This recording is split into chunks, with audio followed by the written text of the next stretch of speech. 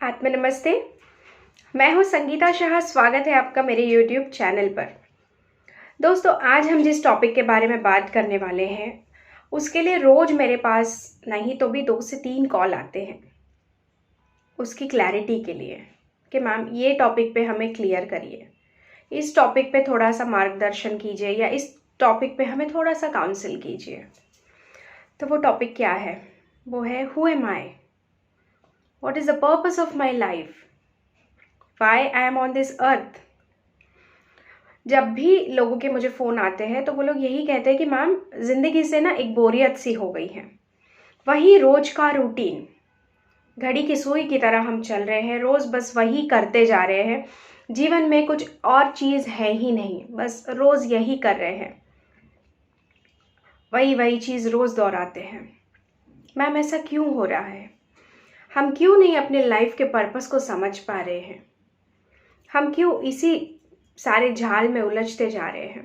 तो आइए उसी को क्लियर करने के लिए आज का ये टॉपिक है।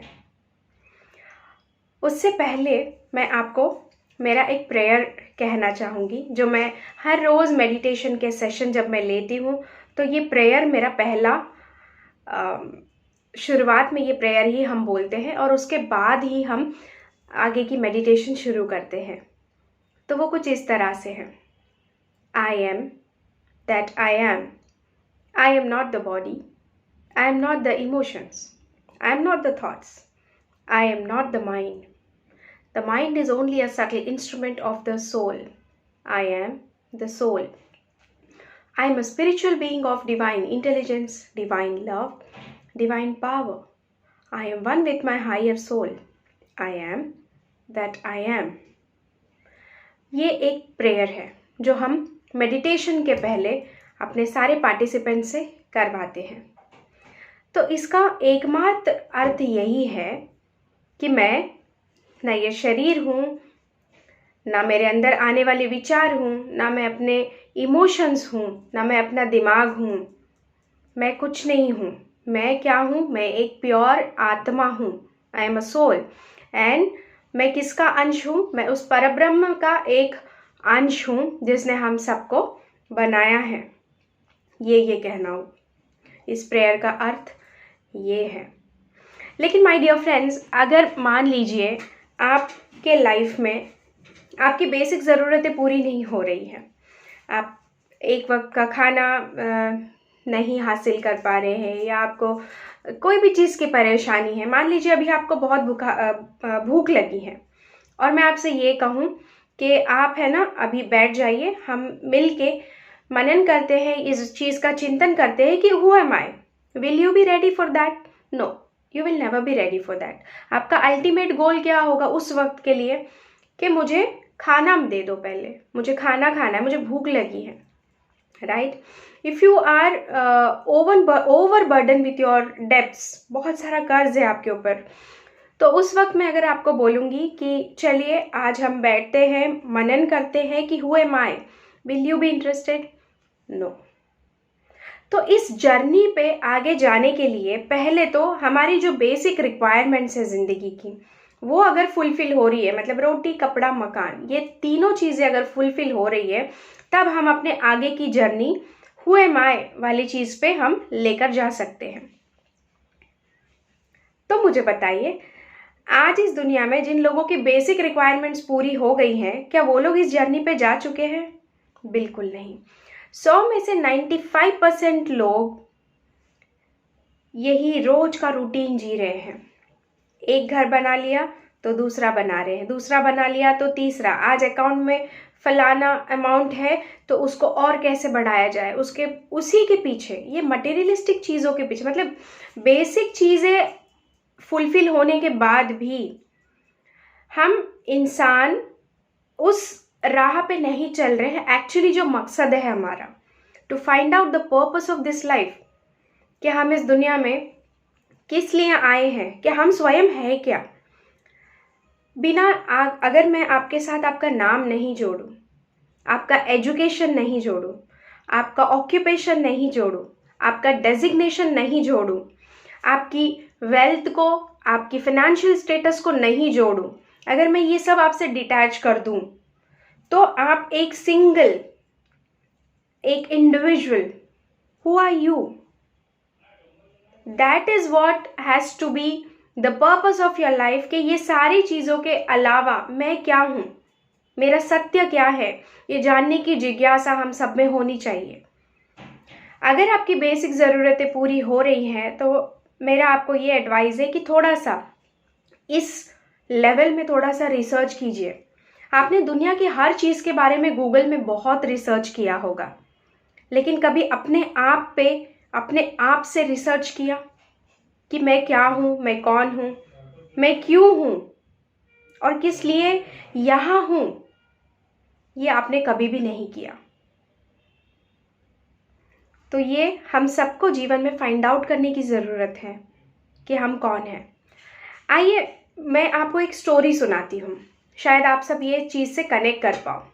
राजा दशरथ, जिनको आप सब जानते हैं, वो एक बहुत ही ज्ञानी और संत जैसा जीवन जीने वाले बहुत ही आध्यात्मिक व्यक्ति थे। एक बार वो गहरी नींद में सोए थे और अचानक उनको उनके सेनापति ने आके जगाया कि महाराज उठिए उठिए, जल्दी उठिए, शत्रु ने हमारे राज्य पर आक्रमण कर दिया है, अभी हमें तुरंत युद्ध की तैयारी करनी होगी। राजा एकदम हड़बड़ा के उठे, दशरथ जी, और बोले चलो युद्ध की तैयारी करते हैं। फटाफट युद्ध की तैयारी किए और शत्रु के साथ युद्ध करने चले गए। और युद्ध करके वो राजा दशरथ जो है युद्ध में पराजित हो गए। शत्रु बहुत शक्तिशाली था, उसने उनके ऊपर विजय प्राप्त कर ली और राजा दशरथ बहुत ही बुरी तरह से घायल हो गए, बहुत थक गए, बहुत ज़्यादा मानसिक तौर पे भी बहुत टूट गए, क्योंकि उनसे उनका राज्य, उनकी रानियाँ, उनका वैभव, सब कुछ उनके हाथों से छीन लिया गया था। और जिस राजा ने उनके ऊपर विजय प्राप्त की थी, उन्होंने कहा कि अभी के अभी आप ये राज्य छोड़ के चले जाइए, क्योंकि आज से ये राज्य मेरा है। राजा दशरथ के पास और कोई ऑप्शन नहीं था, वो चले जा रहे थे। जब वो अपने राज्य की गलियों से निकल रहे थे, क्योंकि उनको वो राज्य छोड़ के जाना था, तो उनके राज्य की उनकी अपनी प्रजा उनको किसी प्रकार का कोई मदद नहीं कर रही थी, क्योंकि उन्हें डर था नया राजा को अगर पता चलेगा कि हमने राजा दशरथ का हेल्प किया है तो वो हमें मार देगा। इस डर से उनको कोई भी हेल्प नहीं कर रहा था। फिर क्या हुआ, राजा दशरथ 2 दिन लगातार चलने के बाद अपने राज्य की सीमा क्रॉस करके किसी और राज्य में चले गए। जैसे ही उन्होंने दूसरे राज्य की सीमा में एंटर किया तो उन्हें दिखा कि एक बहुत ही लंबी कतार है, वहाँ पे लोग लाइन में खड़े हैं। उन्होंने बहुत दूर नज़र दौड़ा के देखी तो दिखा कि कहीं एक व्यक्ति है जो गरीबों को खाना बांट रहा है, और वो खाना में क्या है, माड़ चावल है। ठीक है, तो गरीब सारे लाइन में खड़े। तो राजा दशरथ 2 दिन इतना चल के युद्ध में पराजित होके वो घायल हुए हैं, बहुत थके हुए थे और उन्हें भूख भी बहुत लगी थी। तो उनके पास कोई और ऑप्शन नहीं था, वो भी लाइन में खड़े हो गए खाना लेने के लिए। तो उनको एक पात्र दिया गया, और जैसे ही राजा दशरथ का टाइम आया, ये लाइन में सबसे आखिर में थे, तो पात्र का सारा खाना खत्म हो गया, माड़ चावल। तो वो जो देने वाला व्यक्ति था वो बोला कि देखिए, भोजन तो सारा खत्म हो चुका है, इसमें राइस चावल कुछ बचा नहीं है, सिर्फ थोड़ी सी माड़ बची है, अगर आप चाहो तो मैं वो आपको दे सकता हूँ। तो राजा दशरथ बोले चलेगा, दे दो, क्योंकि बहुत भूख लगी है। फिर राजा दशरथ के पात्र में उन्होंने वो माड़ डाला और राजा दशरथ उसको लेके जा ही रहे थे कि अभी मैं खाता हूँ। और जैसे ही राजा दशरथ आगे बढ़े, एक चील आई और तुरंत उसने पात्र को अपने पैरों से मार के नीचे गिरा दिया। और उसके बाद क्या हुआ, सारा जो उसमें माड़ था वो मिट्टी में मिल गया। राजा दशरथ हाहाकार करने लगे कि हे प्रभु, मुझसे ऐसी क्या गलती हो गई, मैंने ऐसे कौन से दुष्कर्म किए जो आप मुझे ऐसी सजा दे रहे हो। और बहुत जोर से हाहाकार करते हुए परमात्मा को पुकारने लगे। और तुरंत उनके कानों में एक आवाज आई, महाराज महाराज उठिए उठिए, क्या हो गया, आप इस तरह से चिल्ला क्यों रहे हैं। महाराज उठे, बैठे, पूरा पसीने से लोथपोथ, उनको कुछ समझ में नहीं आ रहा है कि क्या हुआ। उन्होंने बहुत देर के बाद अपनी चेतना में आए और वो देख रहे हैं कि वो अपने ही राजमहल में है, अपने ही शयन कक्ष में है। और वो क्या कर रहे हैं, वो सोए हुए थे, वो नींद से अभी अभी जागे हैं, मतलब उन्होंने ये स्वप्न देखा था। और राजा एकदम अचंभित रह गए और वो सैनिक से पूछे, ये सच कि वो सच। सैनिक को कुछ समझ में नहीं आया कि राजा क्या कह रहे हैं। उन्होंने सेनापति को बुलाया, सेनापति से भी सेम चीज बोल रहे हैं, ये सच कि वो सच। फिर उन्होंने रानियों को बुलाया, वहां के जो गुरु थे उनको बुलाया, किसी को कुछ समझे ना कि राजा को हुआ क्या है, ये क्या कह रहे हैं कि ये सच कि वो सच, क्या कह रहे हैं। ऐसे में ही पूरी रात बीत गई। अगले दिन सुबह हुई, राजमहल का दरबार सजा। दशरथ अपने दरबार में बैठे हैं, सारे जो उनके मंत्रीगण हैं, जो भी प्रजा है, सब अपने अपनी समस्याएं लेकर आ रही है। लेकिन राजा दशरथ केवल यही कह रहे हैं, ये सच कि वो सच। कुछ समझ में नहीं आ रहा किसी को। लोग खानापूसी कर रहे हैं, राजमहल के बाहर ये बात चली गई। लोग आपस में बात कर रहे हैं कि राजा को क्या हो गया, राजा पगला गए हैं, पता नहीं क्या बातें कर रहे हैं। तब अयोध्या में अष्टवक्र मुनि पधारे थे। तब किसी ने उनसे ये बात कही कि जो राजा दशरथ है उनकी स्थिति कुछ ऐसी है, कुछ समझ बूझ नहीं रहे हैं, वो केवल एक ही चीज कह रहे हैं कि ये सच कि वो सच। अष्टवक्र मुनि जो थे वो ब्रह्मज्ञानी थे, उनको किसी को कुछ कहने की आवश्यकता नहीं है, उन्हें बिना कहे ही सब चीज़ों का ज्ञान होता था। उनको पता था कि राजा दशरथ को क्या स्वप्न आया था, उसके बाद उनकी क्या अवस्था है, क्या स्थिति है। वो गए राजमहल और दरबार में चले गए और जाके बोले, राजन क्या हुआ। तो राजन जो है वापस से अष्टवक्र मुनि को भी यही पूछने लगे कि गुरुजी ये सच कि वो सच। तो अष्टवक्र मुनि बोले, राजन जब आप युद्ध में पराजित हुए, जब आपसे आपकी स्त्री छीनी गई, जब आपसे आपका राज्य छीना गया, आपकी सेना, सबको जब आपके हाथ से छूट गया, तो क्या ये परिस्थितियां वहां थी जो अभी है दरबार में? तो ये राजमहल, ये राजपाट, ये रानियां, ये सब वहां थी? तो बोले नहीं। तो वहां कौन था? तो राजा बोले, मैं था। बोले ठीक है। तो फिर राजा बोले, वक्र मुनि बोले कि फिर जब आप आज इस परिस्थिति में हो सुबह, तो आज क्या यहाँ पे वो पराजय, वो पीड़ा, वो दर्द, वो जख्म, वो तकलीफ, वो सब कुछ अभी यहाँ पे है? बोले नहीं। तो यहाँ पे कौन है? तो बोला मैं। तो बोले अच्छा। तो राजा, न ये सच न वो सच, जो सच है वो आप है, आपकी वो अंदर की चेतना जो हमेशा निरंतर हमें आपके साथ रहती है, चाहे परिस्थितियां जैसी भी हो, वो कभी भी आपका साथ नहीं छोड़ती।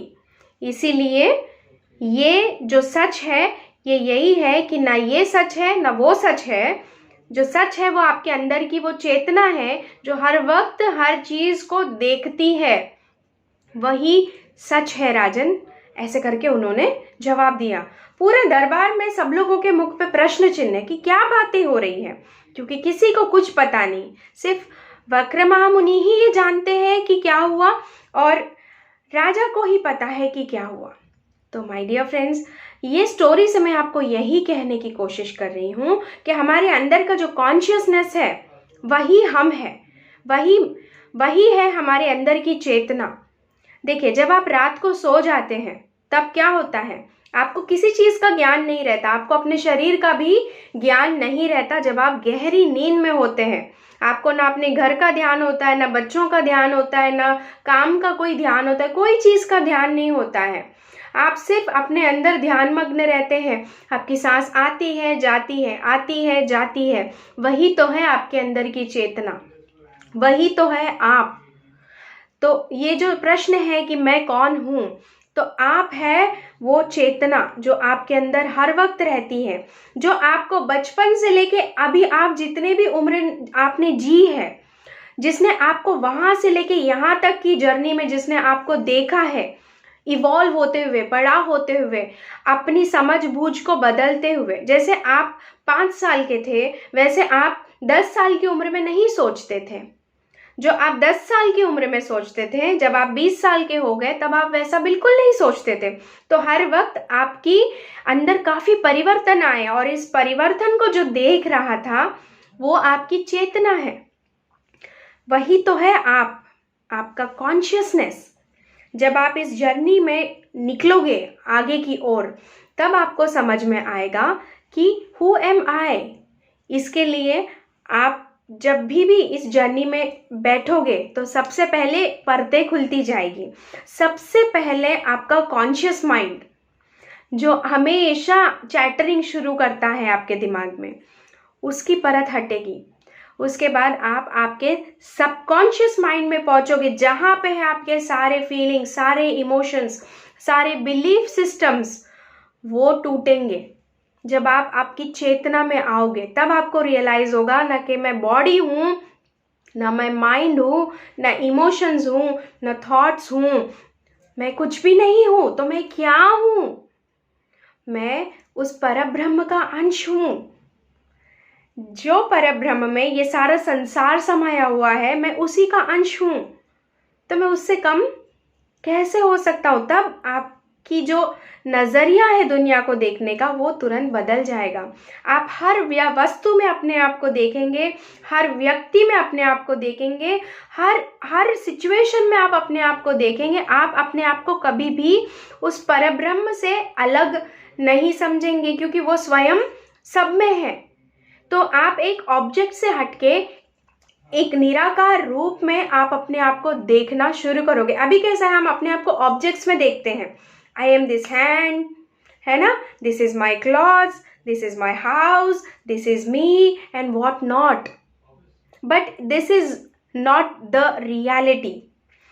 We are far away from all these things. ये सब चीज़ों से परे, कहीं दूर परब्रह्म है हम, उसी का एक अंश है। हमारे अंदर की वो चेतना को जब हम उस डिवाइन पावर से कनेक्ट करेंगे थ्रू मेडिटेशन, जब तक आप योग नहीं करोगे तब तक आपको वो कनेक्शन, वो परब्रह्म के साथ आपका जो कनेक्शन है वो आपको नहीं मिलेगा। ये जो जीवन रूपी संसार में जो आप उलझे हुए, ये पर्दे कभी भी नहीं खुलेंगी आपकी, और आप इसी में उलझते रह जाओगे। तो यहाँ मैं आपको यही समझाने की कोशिश कर रही हूँ कि आप जो है, आप आपके अंदर की वो चेतना है, और आप अपने उस चेतना पे जब अपना ध्यान केंद्रित करोगे तब आपका वो स्पिरिचुअल कॉर्ड का जो कनेक्शन है उस यूनिवर्स से होगा। और जब वो कनेक्शन होता है ना माय डियर फ्रेंड्स, आप हर चीज़ से डिटैच होते जाते हैं और आप परब्रह्म में लीन होते जाते हैं।